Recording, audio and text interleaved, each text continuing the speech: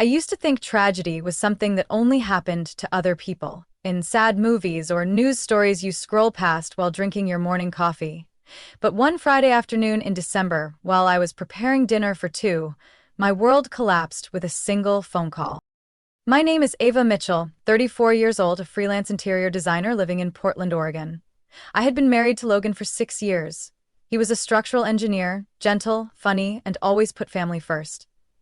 Our life wasn't perfect, but I loved every inch of the home we picked out together, every paint streak on the walls born from weekends of laughter and light arguments. That afternoon, I was prepping roasted chicken with vegetables, Logan's favorite after a long day at the job site. I still remember clearly. The kitchen clock showed 5:17 p.m. when the phone rang. An unknown number. I almost let it go to voicemail, but something told me to pick it up. "Is this Ava Mitchell?" A deep male voice. Serious? "Yes, speaking. This is Sergeant Reynolds from the Portland Police Department. I'm sorry to inform you." I didn't hear the rest. My ears buzzed. My hand clenched the phone so tightly it went pale. "Logan?" "Accident. Didn't survive. His car was hit head-on by a truck, his body too damaged for an open casket." I collapsed onto the floor. The sound of the world drained away, leaving only the pounding of blood in my head. I didn't cry. I didn't scream. I just sat there, numb, surrounded by the unfinished scent of dinner. 30 minutes later, my parents arrived. I don't know who called them. Maybe the police? My mother held me tightly, her tears soaking her sleeve. My father was silent, but he placed a hand on my shoulder, firm and trembling. "We'll handle everything," my mother said, her voice hoarse like she'd cried the entire drive. "You just need to breathe, okay, Ava?" The following week, I lived like a shadow. People came, neighbors, coworkers, old friends, bringing flowers, cookies, and tired sympathy. But no one could bring Logan back. My parents took care of everything with the funeral home, picked the casket, worked with the coroner, and even helped write the obituary. Every night, I lay on the bed, still shaped by Logan's presence, playing his old voicemails. "Are you asleep yet? Don't work too late, Ava. I picked up donuts for the morning." I still keep that recording. Every time I listen, it tears my heart open all over again. The funeral took place on a gray winter day. Portland's skies wept a gentle rain as if mourning with me. I stood still before the closed casket, hearing the pastor's final words, but my mind drifted to walking under autumn leaves with Logan, to hugs from behind while I cooked, to the crooked smile he gave me every morning.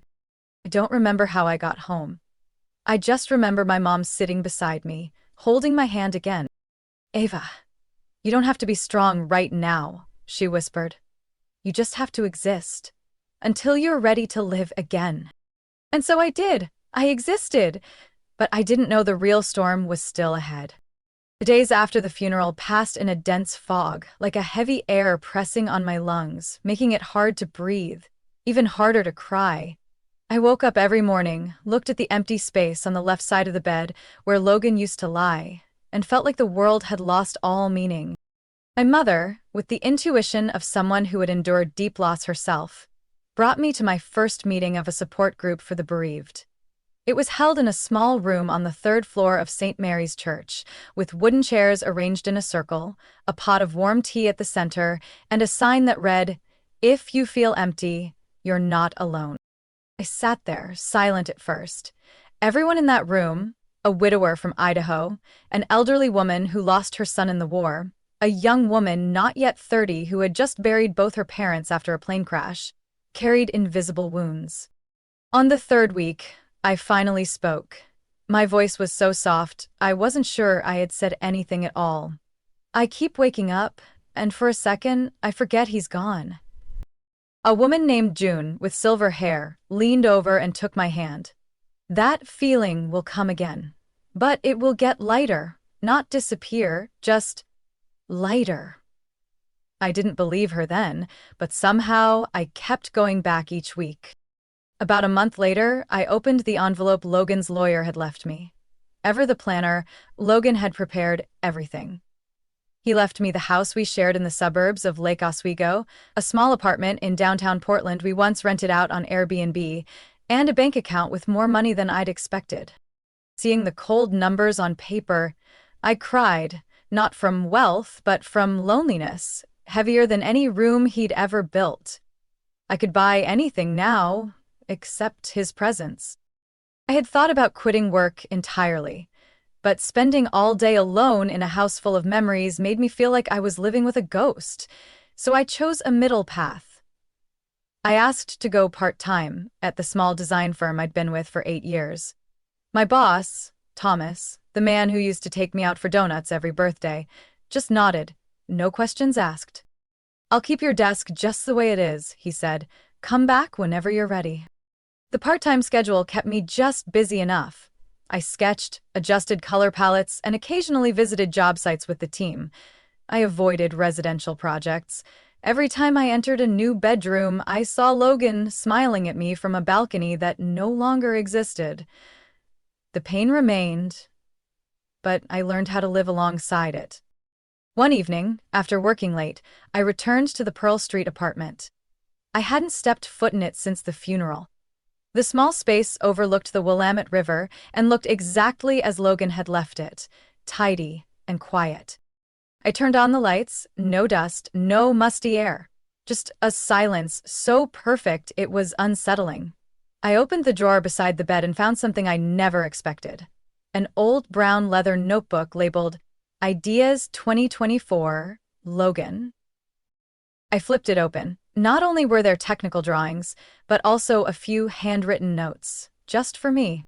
If Ava wants to open her own studio, we should use this apartment as her office. She deserves a space of her own. I hugged the notebook to my chest. My heart pounded, not from grief, but for the first time in months, I saw a glimmer of light at the end of the tunnel. Maybe, just maybe, I could keep going. Not for Logan, but for myself. But I didn't yet know what came next would make me question everything, even what I once believed was true love. Before Logan died, my relationship with my parents was never close. My younger sister, Lila, was always the center of every meal, every framed photo, every word of praise. She was 3 years younger than me, studied art in Seattle, had once been homecoming queen, and was called Mom's little angel. And me? I was her sister, a title my mother always emphasized when introducing me, as if my existence only had meaning next to Lila's name. But after Logan died, things seemed to change, at least on the surface. My parents started calling every week, inviting me over for dinner, asking about my health and my work. At first, I was suspicious. The sudden warmth caught me off guard. But eventually, I gave in, because I was lonely, and deep down, I still wanted to feel like I mattered to them. One Thursday evening, after I'd just finished washing dishes at their home in Vancouver, Washington, my mom hesitated before asking, "Your dad and we're having a bit of financial trouble. His retirement check isn't enough anymore, and the electric bills have skyrocketed. If you could help a little each month, then—" I didn't need to hear the rest. Though a little surprised, I had already thought about it. Logan left me with enough to live comfortably, and if a monthly amount could keep my parents treating me this kindly, I was willing to pay that price. "I can send $1,500 a month," I replied calmly. "Set up an automatic transfer on the first of the month." Mom looked at me like she couldn't believe what she'd just heard, then rushed over and hugged me, her voice trembling. "You've always been so thoughtful. I'm really grateful, Ava." From that day on, I became a weekly guest at the red-roofed house at the end of Chestnut Lane. Mom made my favorite lasagna, and Dad opened a bottle of 2015 Sonoma County red wine he had been saving for special occasions. I started to believe that maybe, finally, my parents were beginning to see that I deserved to be loved. Just like Lila. One evening, while we were having dessert, baked apple pie with vanilla ice cream, my dad set down his fork and looked at me seriously. "Ava, how's work going now? Any interesting projects?" I nearly dropped my spoon. How many years had it been since my dad had genuinely asked about my work? There's a model home project in the Alberta Arts District, I replied, trying to keep my composure. They're going for a modern look with a bit of vintage charm. I'm in charge of the color palette and interior styling. Sounds interesting, he nodded. You've always had a good eye, just like your mom when she was young.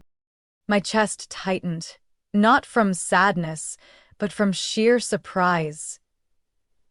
It was the first time my dad had openly praised me without mentioning Lila. He started bringing dessert each week. Blueberry cake, lemon mousse, or sometimes just store-bought ice cream in a rush. Mom always prepared a full meal. Even lit candles at the table like we were dining out. That warm atmosphere made me start to believe that, even though I lost Logan, maybe I had regained a part of my family that I had always felt excluded from.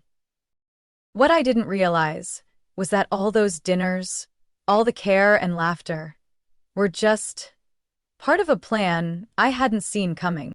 Because just 3 weeks later, my sister came back. And the moment Lila stepped through the door, cradling her 7-month pregnant belly, I knew I had once again become invisible in my own family. That evening, I arrived at my parents' house, like usual, carrying a box of homemade chocolate cake. The scent of cinnamon candles floated in the air, and the soft hum of Dad's favorite classic jazz came from the Bluetooth speaker in the kitchen. I placed the cake on the table and turned to the living room, and froze. Lila, my sister, was sitting on the sofa, her hand resting on her large baby bump, her blonde curls softly styled, makeup flawless like she had just stepped out of a photo shoot. 7 months. There was no hiding it anymore. Ava, Mom exclaimed, rushing over. Look, Lila came home yesterday. Isn't it a lovely surprise? I forced a tight smile. A real surprise. Lila turned to me, her eyes sparkling in a way that felt off. Sis, it's been so long. I heard from Mom that you come over for dinner a lot. That's sweet. Her words were gentle, but there was something behind them. A hint of challenge? Or was I just being too sensitive? Are you doing okay? I asked, keeping my tone steady. Perfect. Baby's growing well. Doctor says he's going to be a little fighter. What about the father? The question escaped before I could stop it. The room suddenly felt heavier. Leela laughed, as if the question didn't matter. That's a bit complicated, but it's fine. Mom gave me a sharp look, then quickly changed the subject. Ava, did you bring that chocolate cake your dad loves? I nodded quietly, feeling like I'd just been nudged aside in a house that had welcomed me for weeks. Dinner that night played out like a scene I'd watched 1,000 times. Lila told stories about her prenatal yoga class, about moving back from Seattle to a rental apartment in Vancouver. All eyes were on her. Dad laughed loudly when she shared her list of baby names. Mom kept piling food onto Lila's plate, occasionally whispering, "Eat a little more, sweetie. You're feeding too." Me? I was barely part of the conversation. When Lila asked for a second helping of lasagna, Mom stood up immediately. "Let me get it for you. Stay seated." She gently nudged me aside to open the fridge as if I were just in the way. I sat still, biting my lower lip, holding myself together. The warm atmosphere of the previous weeks had vanished, like it was never there. I was too familiar with this feeling. Being replaced, the backup plan in my own family. But what unsettled me most was Lila herself. She was radiant, confident, and something unspoken hid behind her eyes. A secret she was deliberately keeping. I tried one more time, when dessert was nearly finished. "Are you planning to raise the baby on your own?" I asked, softer this time. Lila shrugged, still smiling. "You don't need to worry. I've got a plan. Everything will be fine." What about money? Having a baby, raising a child right now, it's not cheap. "I have my ways," Lila said, then shot Mom a quick glance. Mom nodded, like they shared a silent understanding I wasn't part of. "We're family," she said, "and when someone needs help, we do whatever it takes." I froze. Those words, they should have been for me when I was drowning in loss and emptiness, right? That night, driving back to my quiet house, I turned on the radio but heard nothing. A faint unease slipped into my mind like smoke under a door. Leela didn't come home just to have her baby. She was preparing for something bigger, and I was definitely not in the plan. 2 weeks after that fateful dinner, I got a message from Lila. I'm hosting a baby shower next Saturday at the house. I'd really love for you to come. You're important to me. Attached was a pastel-colored digital invite decorated with a teddy bear holding balloons. At the bottom it read, "Waiting for a little miracle." I stared at the phone screen for a long time. Important? Since when? But then I nodded to myself. Maybe this was Lila's way of reaching out. Maybe she was changing. I ordered a smart baby monitor and a high-end hand-knit blanket from a local artisan shop. Whatever else was going on, the baby wasn't to blame. It deserved something kind. On the morning of the baby shower, I arrived right on time, carrying 2 carefully wrapped floral print gifts. The house was beautifully decorated, pink and blue balloons floating everywhere, a welcome baby banner hanging across the fireplace, and a 3-tiered cake shaped like baby booties at the center of the table. The guests were unexpectedly numerous. I saw Aunt Monica, a few of Lila's old art school friends, Mom's badminton group, and even my dad's former boss, someone I never thought would show up at a baby shower. Lila emerged from the kitchen like a star stepping onto a stage. She wore a pleated white maxi dress, her hair gently curled, her smile picture-perfect. Everyone gasped at how radiant she looked. My mom kept circling the room with a plate of cookies, offering them, while recounting how hard Lila's pregnancy symptoms were, but how brave she's been through it all. I sat in a corner, silently observing like an outsider in my own family story. When it was time to open gifts, Lila carefully unwrapped each one, thanking the givers with sweet, witty remarks. When she got to mine, she picked up the knitted blanket and ran her fingers over the pattern, as if touching something sacred.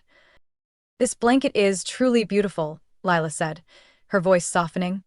"And the person who gave it is my sister, the one I want to share something special with right here, today." I frowned. "Something special?" She raised her mocktail glass, and the soft clink of spoon against glass rang out like a signal. The room went silent. Leela took a deep breath and placed her hand on her belly. "I know everyone's been wondering who the baby's father is. Today, I think it's time to tell the truth." The air thickened. I could hear my heartbeat pounding wildly in my chest. There was something in her eyes, an unfamiliar glint aimed straight at me. "The father of the baby," Lila said, each word deliberate, "is Logan Mitchell, Ava's husband." No one laughed. There was no applause, just the sound of a glass falling and shattering somewhere on the floor. The room plunged into silence. I sat frozen, eyes wide, mind blank. The air around me seemed to vanish. She continued, slowly, like reading a breaking news story. "We were involved for a while. The baby is Logan's, and now that Logan is gone, this child is the only one left who carries his bloodline." I stood up abruptly, my throat burned. "You're lying." Lila didn't flinch. "If you don't believe me, I have proof." She pulled her phone from her dress pocket and opened a photo folder. Images appeared. Logan and her in an elevator, in a restaurant, holding hands outside a hotel. Some were blurry, but unmistakably real. I turned to look at my parents. My mom lowered her head, unable to meet my eyes. My dad avoided my gaze, his hand clutching a glass so tightly it had turned pale. "You knew?" I asked, voice shaking. A deadly silence. Finally, Mom nodded slightly. "Logan confided in us a few months before he passed. We didn't know how to tell you." I felt my heart shatter again, this time in a way more brutal than death itself. I don't know how I left that house.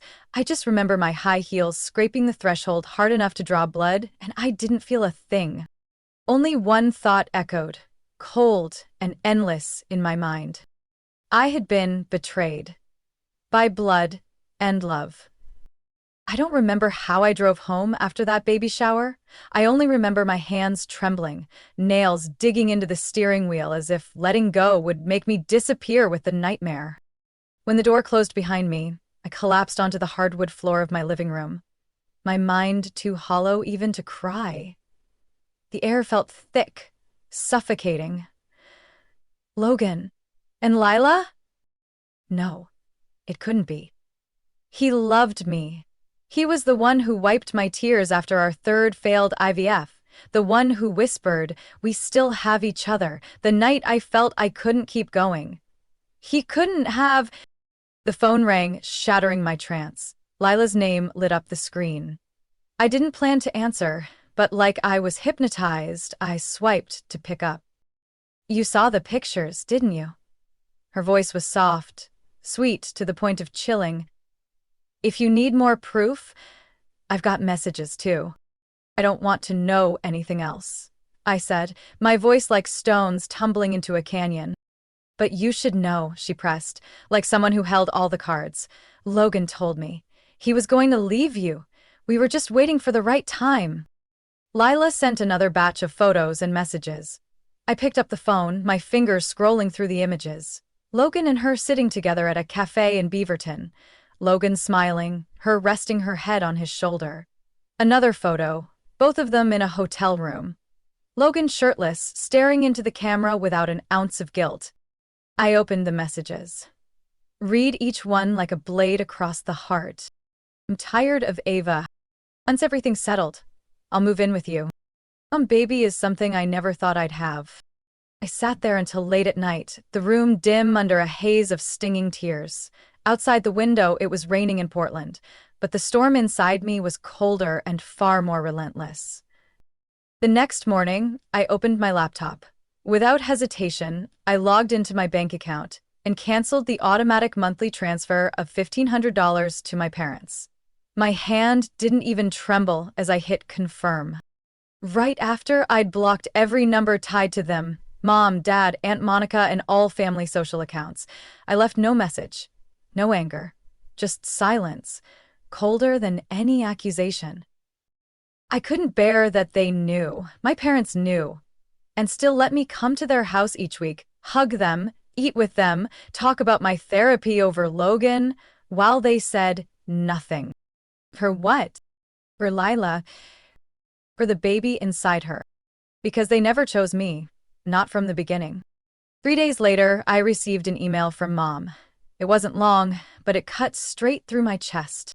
"Ava, I'm sorry. Things are more complicated than you think. Please think about the baby, about their future. We're still a family. Don't do anything extreme." I didn't reply. I didn't need fake apologies. The only extreme thing here was their betrayal.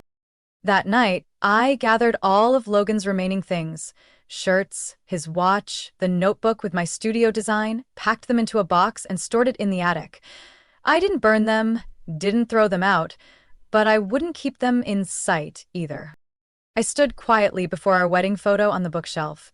I used to think in that moment I was the happiest woman alive. And maybe I was, only I didn't know I was living in a beautifully crafted lie. I took down the photo, placed it in the box with the rest. I don't know what tomorrow will bring. But I know this: I've severed the last tie binding me to those who betrayed me. And that is the first step in taking my life back.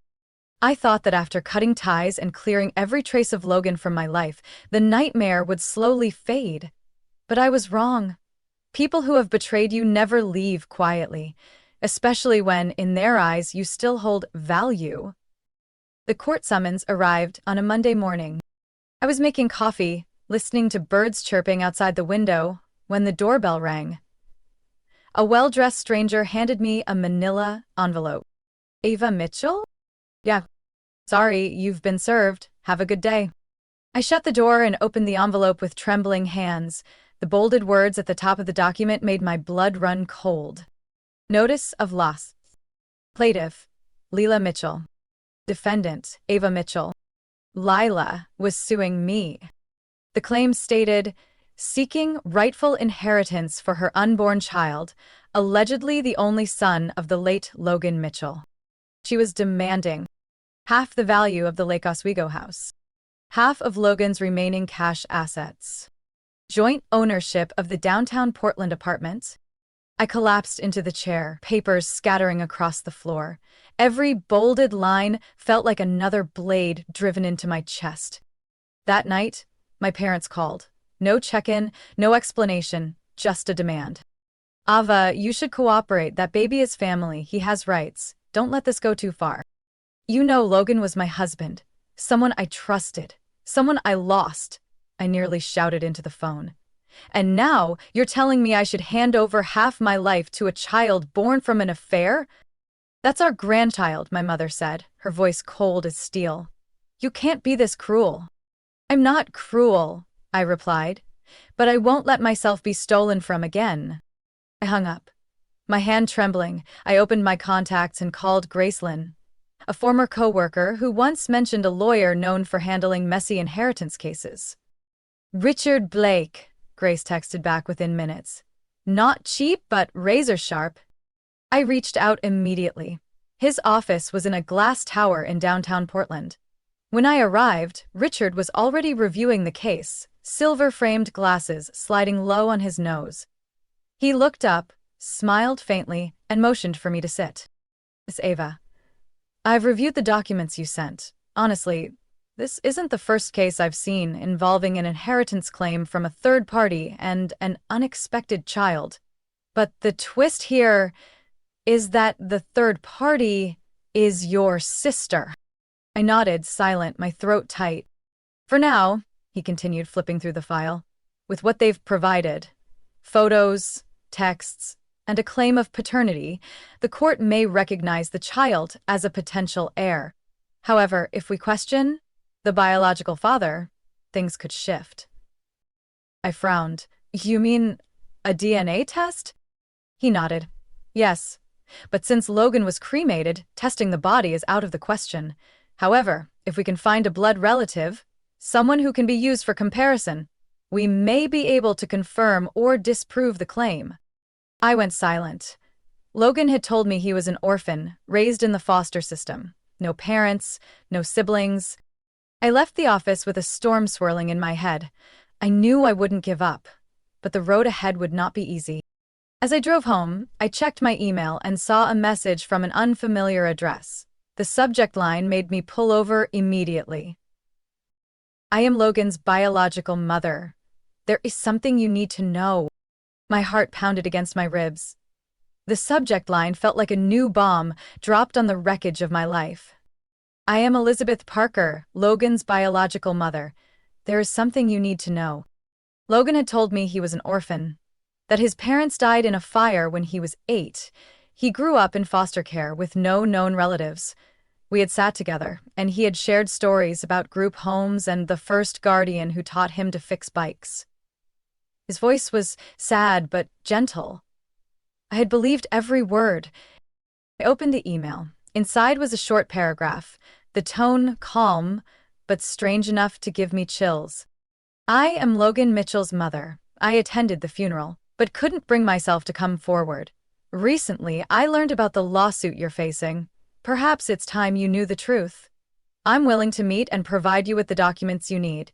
If you agree, call this number. Below it was a phone number.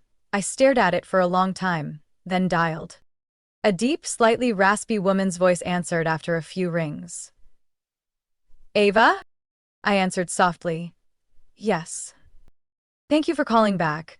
There's a lot. I need to apologize for staying silent all these years. But my son left too many buried secrets. We arranged to meet the next morning at a quiet cafe in Selwood, tucked behind a used bookstore. I arrived early, choosing the window seat. My hand shook slightly as I stirred a cappuccino growing cold with time. Elizabeth Parker walked in at 10:03. She was tall, her gray hair pulled into a neat bun, wearing a charcoal turtleneck sweater. Her face made me choke up. Logan had her eyes, so hauntingly familiar, that exact gaze, warm but holding something deep and nameless. I saw you at the funeral, she said as she sat down, her voice trembling. I stood in the back, wearing a black veil, and left before it ended. I didn't have the courage. Why? I couldn't hide the bitterness in my tone. He told me he had no family. that his parents died long ago. Elizabeth fell silent, then slowly pulled a yellow envelope from her bag and placed it between us. Logan and I had a terrible falling out when he was 25. We stopped speaking after that. But before he left, he told me something I've never forgotten, and today I brought proof for you. He couldn't have children. I gripped the table edge, too afraid to touch the envelope. The doctors diagnosed Logan with complete azoospermia, she said clearly. A condition where no sperm is produced, no natural ability to conceive. He had testing done at Oregon Health and Science University. I kept a copy from our last meeting. I opened the envelope. Inside were thin medical papers, dated June 1st, 5 years before we got married. The diagnosis was printed clearly. Complete azoospermia. Permanent infertility. No viable sperm detected. I felt like my chest was being crushed. I remembered the nights of hormone injections, the failed rounds of IVF, the times Logan held my hand in the hospital and whispered, "Maybe it's you, but I'm okay. I'm here with you." Turns out, he knew. He always knew. And he let me blame my own body. Let me drown in despair over a dream that could never come true. "You didn't deserve to carry that burden," Elizabeth said, her eyes red. "I know I came too late, but if this truth helps you get justice, I'm willing to testify in court. I've already taken a DNA test. If needed, I'll do it again. Just say the word." I nodded, tears falling onto the medical file, still warm from her hands. I didn't say thank you. I just looked at her. Really looked. A piece of Logan still sat before me.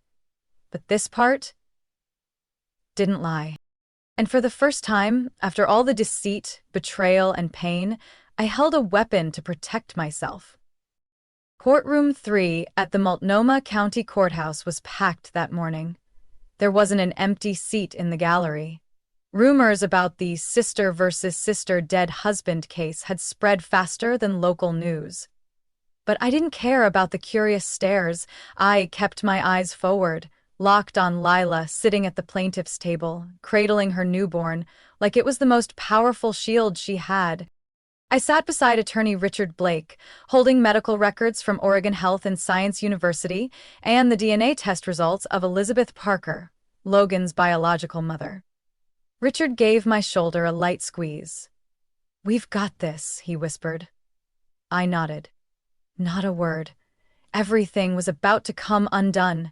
Every lie, every fake hug, every dinner filled with hidden agendas, about to be exposed. Judge Marisa Cohen, a stern woman in her 50s, banged her gavel and opened the session. The plaintiff's side, Lila Mitchell and her lawyer, began. "The child is the only son of Logan Mitchell, a rightful heir to the estate. Ava Mitchell, the widow, had no children with Logan, so legally must share the inheritance with the legal heir." I sat in silence as they presented their arguments with sanctimonious tones. Lila occasionally kissed the baby's cheek, as if painting a picture of a poor single mother robbed of her future by her sister. Then Richard stood. "Your Honor," he began, "my client does not deny her marriage to the deceased, but we object to the request for division of assets, as the plaintiff has presented no definitive evidence that the child is biologically related to Mr. Logan Mitchell." The room buzzed. Lila scowled, her lips tightening. "We present medical records from 2013 from Oregon Health and Science University.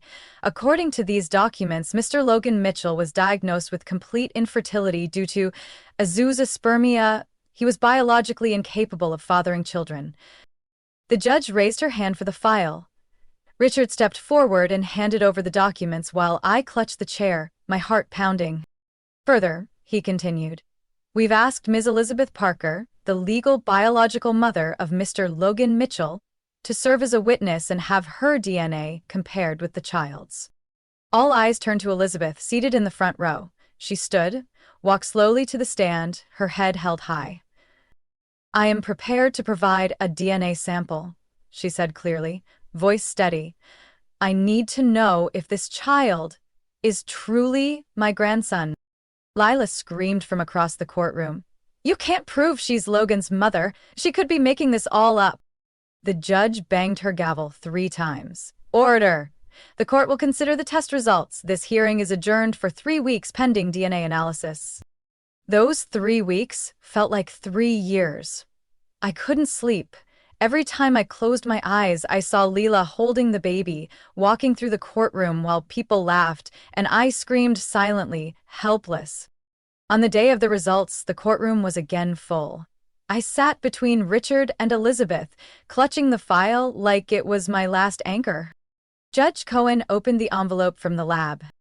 Based on the DNA analysis, she read aloud, the court declares there is no genetic relationship between the child born to Lila Mitchell and Ms. Elizabeth Parker, biological mother of the late Logan Mitchell. Gasps rippled through the courtroom. I heard someone drop a pen. Lila turned ghostly pale. The judge continued, voice like ice. With this result, the court concludes that Logan Mitchell is not the biological father of the child. All claims to inheritance by the plaintiff are dismissed. Leela stood frozen. Tears began to fall, but no one believed them anymore. She clutched the baby to her chest, looking around for support, but even my parents didn't move to defend her. Their faces were confused, nearly shocked. The judge banged the gavel one final time. This court is adjourned! I stood, feeling like the weight I'd carried for so long had finally been lifted. I turned to Elizabeth. Her eyes shimmered with tears. She reached for my hand and whispered, "We did it." I nodded, a small smile breaking through after months of nothing but tears. After the trial, Richard met with me for nearly an hour in his office to explain just one thing. If I wanted, I could countersue Lila for fraud and intentional inheritance deception. The court has acknowledged this was a coordinated act of deceit, he said calmly but firmly.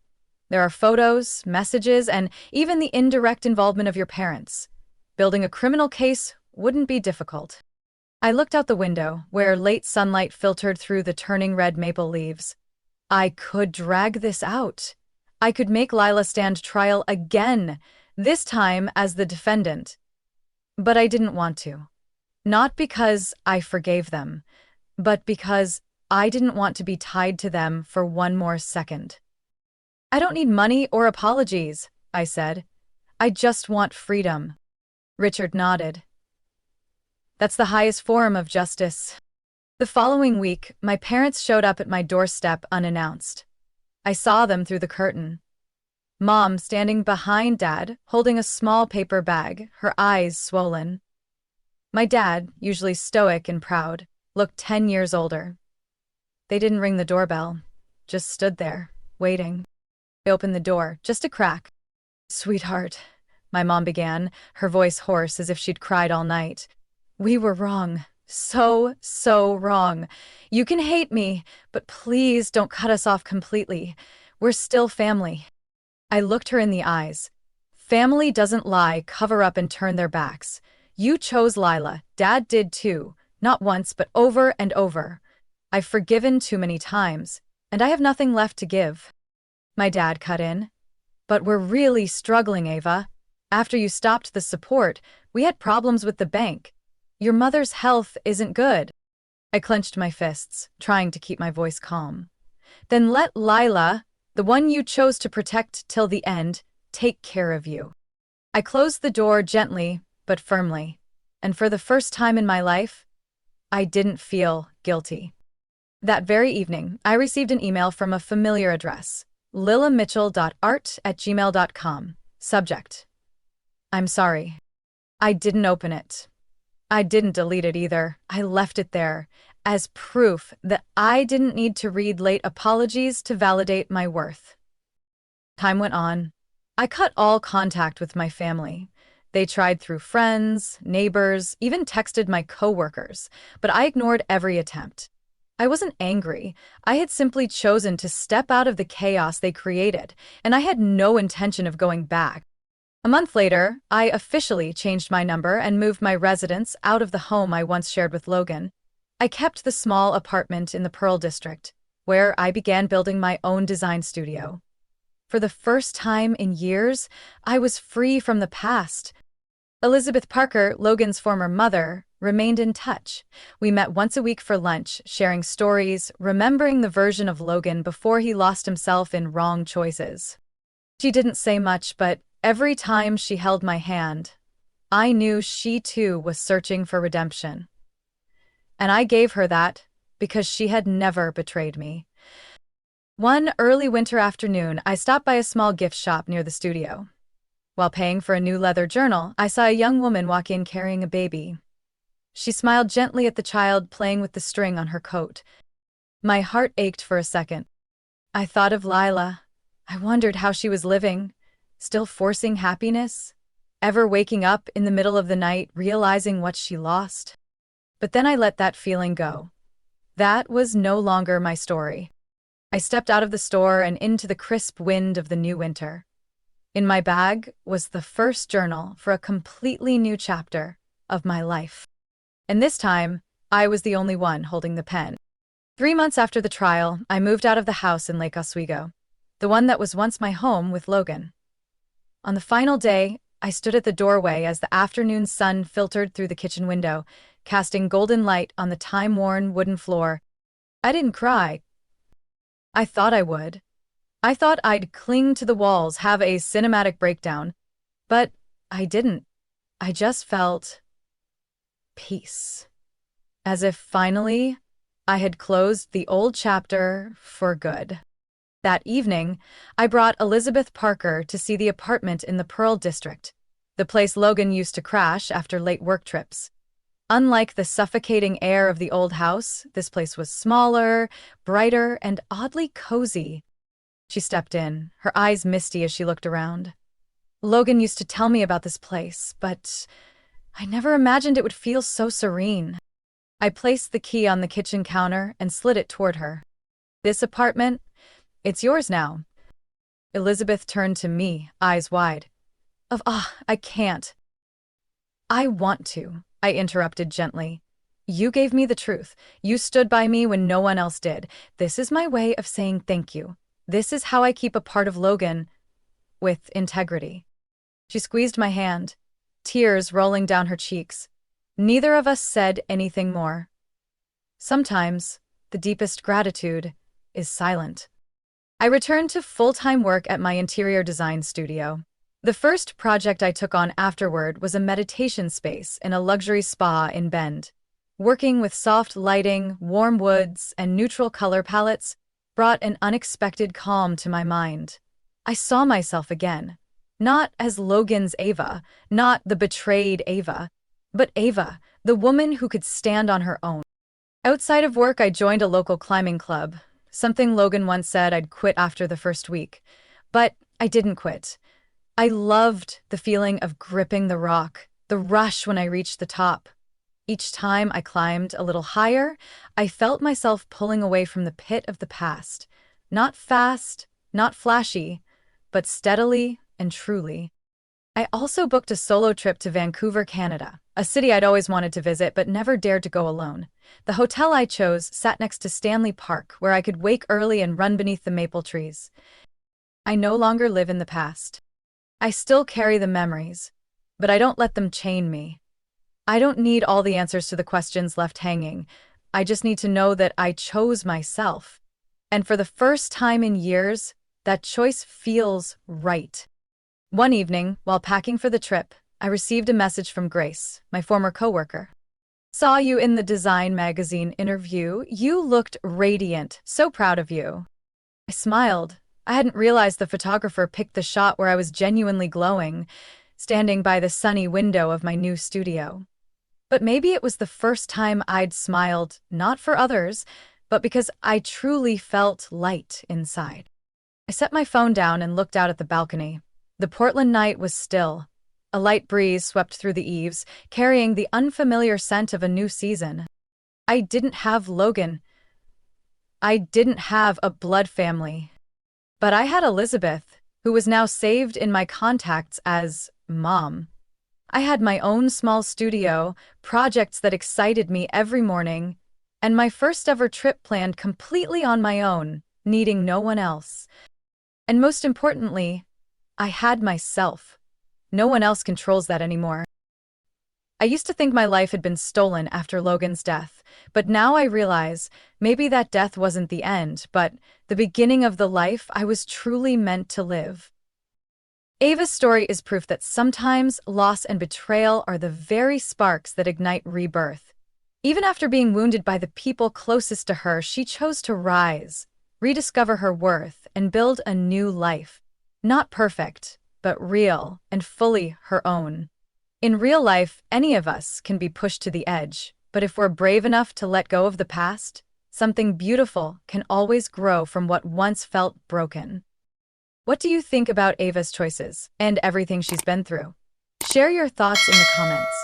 And don't forget to follow the channel for more powerful true stories about family, love, and resilience.